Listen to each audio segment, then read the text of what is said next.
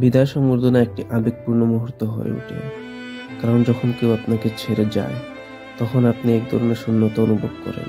তবে এটি একটি নতুন শুরুর প্রতীক, যেখানে সেই ব্যক্তি তার নতুন পথ চলা শুরু করে।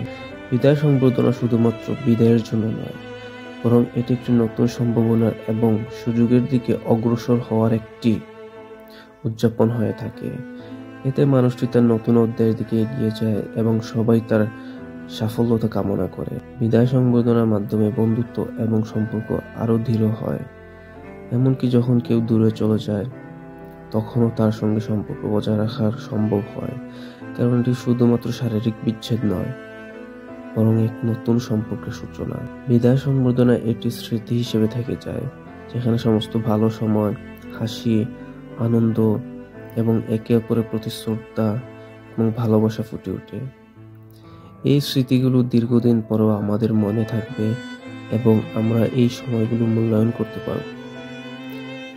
বিদায় সংবর্ধনা শুধুমাত্র বিদায়ের একটি অনুষ্ঠান নয়, বরং এটি সম্পর্কের শক্তি এবং নতুন শুরু করার উৎসাহ। এটি আমাদের জীবনের এক গুরুত্বপূর্ণ অধ্যায়ের প্রতিফলন, যা নতুন লক্ষ্যে পৌঁছানোর জন্য সবাইকে একত্রিত করে।